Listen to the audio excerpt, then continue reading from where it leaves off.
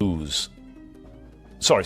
Shakur has more to lose. Yeah. He's the undefeated fighter. He's seen as the eventual pound-for-pound champ potentially. Yes. But Teo has more to win. He has more to gain. Mm-hmm. And I think Shakur respects Teo to the point where he's gonna train like he's never trained before.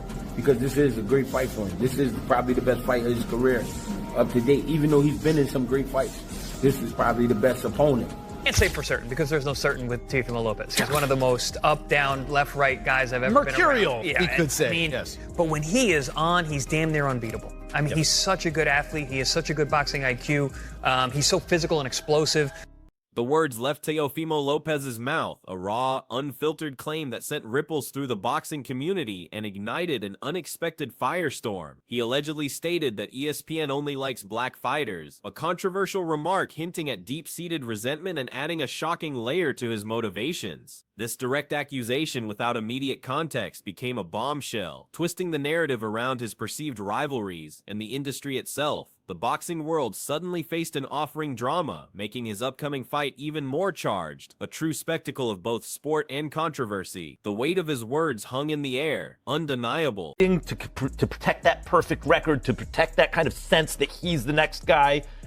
On the other hand, Teo is like he can fight with more abandon against Shakur because there's so much for him to gain. And if he loses, he's lost before. He's lost to Kambosos. And he came. The boxing world is now absolutely buzzing, with top pros and analysts closely examining the upcoming showdown between Shakur Stevenson and Teofimo Lopez. This isn't just any fight, it's being hyped as a high-stakes clash, a true collision of distinct styles and surging momentum that has everyone on the edge of their seats. The anticipation is palpable, promising a generational clash that could define careers and reshape the sports landscape. Every pundit is weighing in, dissecting every angle, knowing a monumental event looms. I think Shakur, my first mind tells me Shakur, and I thought about it, I'm picking Shakur by decision, but because this is fighting, anything can happen, you can't count Teo out. So there is thoughts sometimes that cross my brain, like, damn, what if Teo catch him like real good though? You know what I mean? And hurt him. Or what if he just out hustling? You know what I'm saying? I mean, it's a lot of shit that crossed my mind, but I still like Shakur for the dub. I like Shakur for the dub because he knows how to win. Like, he knows how to win. You know what I'm saying? And he's always prepared to win. So, and I think Shakur respects Teo to the point where he's gonna train like he's never trained before, because this is a great fight for him. This is probably the best fight of his career up to date. Even though he's been in some great fights, this is probably the best opponent. You know what I mean? And Teo, same for Teo. So when it's like that, when you put Magic and Bird together, shit happens. You know what I'm saying? And that's the kind of situation it is. Magic Johnson was nice, but Larry Bird was nice. You put them together, you get a nice game. I mean, so you put these two together, you get a nice fight. Is this one of the fights that we're going to remember historically? Like, is this a, you know, this, to go back and it's 19. When did Leonard and Hearns first fight? Is this one of them? That shit was like 87 or some shit. Yeah, this 19.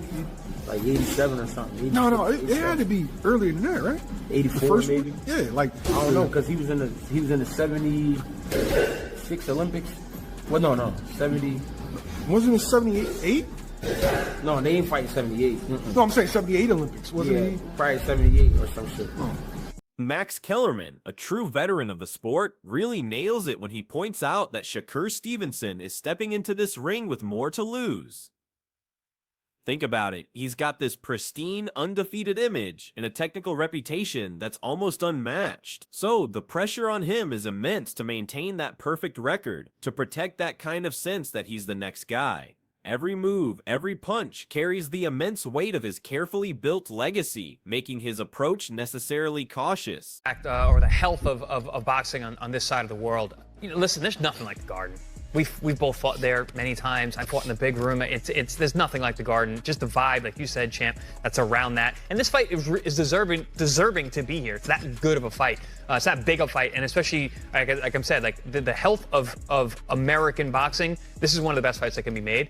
And putting it in the Garden just makes too much sense.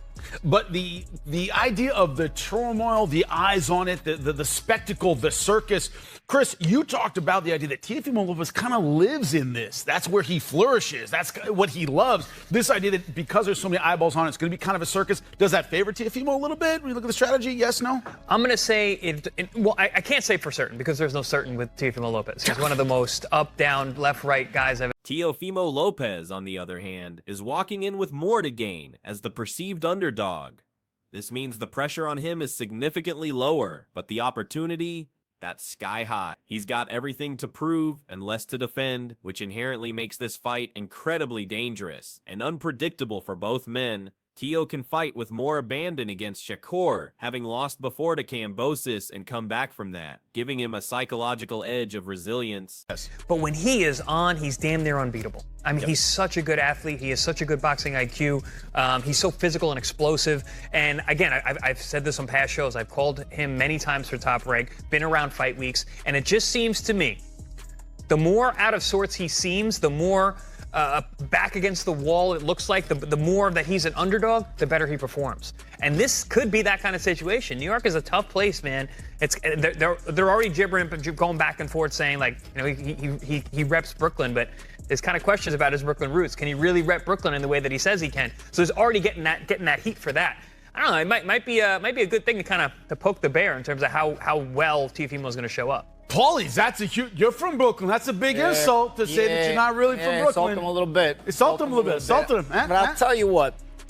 There's so many thoughts in my head with this situation because Teofimo is at his most dangerous when he's counted out, and this is going to be one of those fights where he's in. Greg Hackett, known for his incredibly sharp insights, delivers a prediction for the Shakur Stevenson versus Teofimo Lopez fight that's both clear and remarkably balanced. He openly leans towards Shakur Stevenson, securing a victory by decision, backing this up with solid reasoning. Hackett emphasizes Shakur's unparalleled discipline in the ring, his elite-level ring IQ that allows him to read and adapt to opponents, and his almost surgical ability to control the pace and flow of any fight. Oh, you know what you're talking about, right? Of course, I'm talking about Shakur. For a minute. Ooh, we didn't even get into Shakur. But here's the crucial part. Hackett quickly makes it clear that boxing is famously unpredictable, and absolutely under no circumstances can Teofimo Lopez be dismissed. He vividly considers scenarios where Teofimo's explosive power, his razor-sharp timing, or even his sheer relentless hustle could quite literally change the entire complexion of the fight in a single earth-shattering moment. That unpredictable, mercurial nature makes Teo a constant, ever-present threat for all 12 rounds. Entertainment,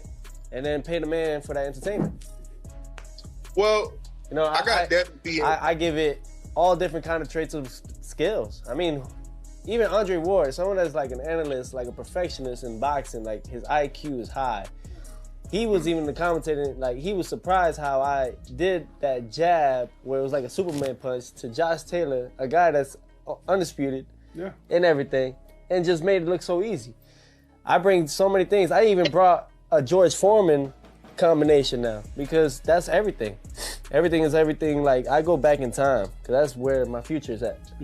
And so like as far as like retirement and stuff, honestly, man, it's up to the networks. It's really up to the networks.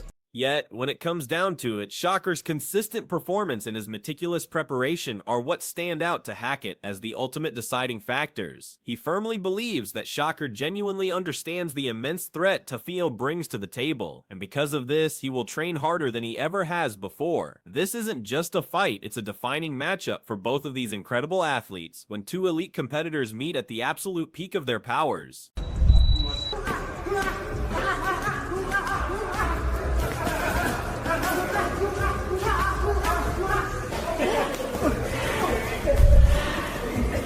Hackett views this not just as a boxing match, but as a collision, where the pursuit of greatness intrinsically forces greatness out of both men, creating a scenario where absolutely anything can unfold before our very eyes. He compares it to Magic Johnson and Larry Bird, two titans coming together to create something unforgettable. This isn't just a sporting event, it's a historical moment in the making, destined to be remembered as a true classic in the annals of boxing. At it again. Yeah, I think Devin Haney setting the trend. Devin Haney setting the trend. Yeah. Yep, he's setting the trend. Now all these young guys starting to test themselves against each other now. That's what we want to see. That's what we want to see. We want to see who the best is, yo. And then the winner of this fight right here needs to fight Devin Haney. Why not? Why not? Keep it going. Keep it going. But anyways, look, this is a message, man. Anybody that's going to be working that hard, y'all better make sure y'all do y'all damn homework. I'm talking about any commentators, any host, anybody. Do your damn homework, man, for real. You know what I'm saying? Because this not going to be one of them fights where it's going to be rock'em sock'em, both guys hitting each other and stuff like that. No, it's going to be small, little nuancey type of things that if you don't know what you watching, you can't tell us what the hell is going on. All the fans at home going to be like, what's going on? You know? That they don't have the knowledge that you're supposed to have to give us some food for our damn thoughts. So do your damn homework on this, okay? Oh, that go for everybody that's gonna be calling this fight, because there's every offense that, or every type of any offense that's gonna be landed, it's gonna have to be earned or set up. Both these guys are intelligent, right? Teofimo Lopez, explosive as hell. He's smart as well. Shoot, you got to remember, this man was the first man to beat Lomachenko. Yeah, well before Haney. Yeah, So, look, check this out. And you already know Shakur Stevenson. You know what he bringing to the ring. Defense first. Yep, defense first. You ain't getting nothing. I'm going to get mine when I get mine and when I want to get mine, but you ain't getting nothing. So, look. Y'all might perceive this fight as being boring and this and that. This is going to be one hell of a technical battle that I can't wait to see. Chris Algieri, another highly respected voice in boxing, really digs deep into this matchup by honing in on Teofimo Lopez's unique mindset and the specific environment surrounding this fight. He passionately highlights Madison Square Garden, the iconic arena, as more than just a venue. It's the absolutely perfect stage for a fight of this incredible magnitude. The Garden itself, with its unparalleled history, is set to amplify every ounce of drama and intensity. I feel like Teo is going to bring the fight. He's very athletic. He has a lot of explosiveness, and but I do feel like when it comes to Shakur, bro, his movement may frustrate him. The only thing that worries me when it comes to Teofimo is his frustration. Like, is he going to be able to work well with a mover? We've seen, difficulties that he had with Sandor Martin. We've seen the difficulties that he had with Jimmy Ortiz, guys that's been moving around and not staying still. Like, if you keep Teo moving around and he can't plant his feet, what can he do? We're going to have to find that out on, January 31st. And I think Shakur, he's probably one of the best guys to, move his feet, be on defense, being hella patient and frustrating a fighter, bro. Like, so, I don't know. We've seen Teo get frustrated to the point where he's asking himself, do I still got it? You know what I'm saying? Yeah. We got to see what his mentality is going to be like come January 31st. Do you think that his experience on the biggest of stages, his two biggest wins, he was an underdog. And both guys, ironically enough, were southpaws like Shakur. That play any factor to you, man? Nah, styles is different. The styles are totally different. Lomachenko don't fight like Shakur. Josh Taylor don't fight like Shakur. Like I don't see, just because southpaw, that same thing will happen. I feel like certain techniques could be used to fight Shakur, yeah. But in terms of like that approach of the fight, nah. Like Shakur fights totally different. You gotta be able to do some out of pocket stuff with Shakur. You gotta throw while he's throwing. That's probably some of the only times that he's able to get hit. Only time he's open. So yeah, other than that, bro, it's gonna be a pretty tough night for Teofimo Lopez, but I feel like it's still going to be an exciting fight. Algieri notes how the intense spotlight that comes with fighting in such a hallowed place doesn't just illuminate the event, it amplifies every single ounce of drama, making the stakes feel even higher. According to Algieri's astute observations, Teofimo Lopez doesn't just cope with chaos and attention, he absolutely thrives in it. He actually seems to be at his most dangerous, his most focused when doubts and questions are swirling around him, feeding off the spectacle. 8 years old, both men in their athletic primes. He's 5'8", I mean, these are on paper heights, so potentially a little bit shorter. He could even be a bit taller than Teofimo Lopez. I really need to see them next to each other to make that assessment. No lifts in the shoes, all that stuff. But around the same size is the most important thing. The difference, though, with Shakur Stevenson is he's actually a 3-weight division world champion, and he started a division lower than Teofimo Lopez, meaning naturally it would appear that he's slightly the smaller man. Although that doesn't necessarily mean they're now not the same size. He could easily have filled out to be roughly the same size as Teofimo Lopez is on the night in the ring.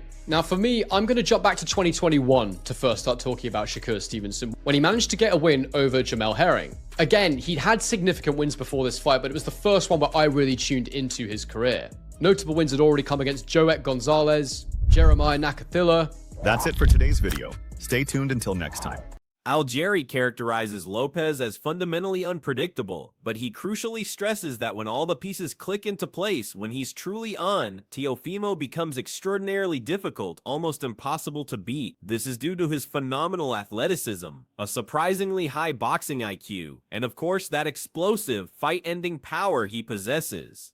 When Teo is locked in, he transforms into a formidable force that few can withstand, making him a true wild card. Mercurial, we could say. Yes. Algieri points out a clear and undeniable pattern in Teofimo's career. He consistently performs at his absolute best when he's been counted out, when he's been backed into a corner, and when he feels like the entire world is doubting him. With the majority of boxing observers and analysts currently favoring Shakur Stevenson for his sheer consistency and technical mastery, Algieri is convinced that this perceived underdog role could be the very key that unlocks the absolute best, most formidable version of Teofimo Lopez. Teofimo Lopez himself speaks incredibly openly and passionately about his deep desire to step into the ring against Shakur Stevenson, explaining precisely why this matchup means so much to him, beyond just the belts. He firmly believes, and it's hard to argue, that elite fighters deserve nothing less than elite pay. A fight of this caliber, he argues, should not only be incredibly entertaining for the fans, but also properly and justly rewarded for the gladiators who risk it all.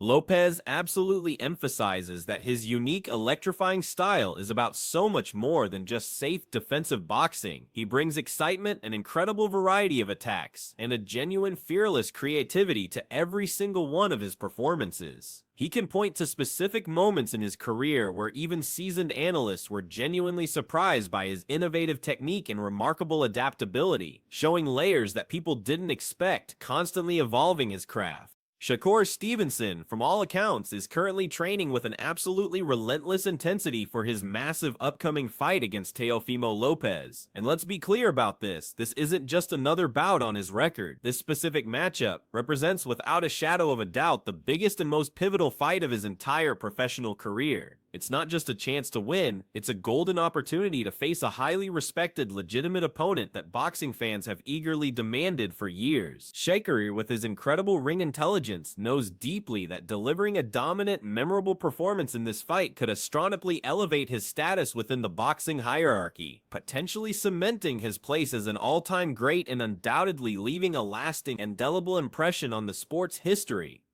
For him, truly, this isn't merely another fight on the calendar. This is undeniably a defining moment, a crossroads in his career that demands nothing less than his absolute full preparation. Tim Bradley, a man who knows boxing inside and out, breaks down this fight with an incredible crystal-clear focus on its profound technical depth and its overarching significance for the entire sport. He emphatically states that the winner of this highly anticipated matchup between Shakur and Teofimo should unequivocally face Devin Haney next, a move that would keep the incredible momentum going and build even greater undeniable excitement within the division, pushing the sport forward. And here's where Bradley gets particularly passionate. He sends a direct, unvarnished message to all commentators, hosts, and analysts involved in covering this sport. Do your homework. He stresses that this particular fight will absolutely not be about a constant, mindless exchange of punches, the kind that casual fans might expect. Instead, it will be a masterclass in subtle nuances, precise timing, and exquisite precision that requires deep knowledge to truly appreciate. Analyst Wade, a keen observer of the sweet science, offers some fascinating insights, explaining that Teofimo Lopez and Shakur Stevenson have almost certainly studied each other's styles with painstaking detail. He points out that this mutual understanding isn't surprising, given that both fighters have come up through strikingly similar amateur systems and professional promotions. This means very few fighters in the sport understand one another's tendencies, strengths, and potential weaknesses as intimately as these two.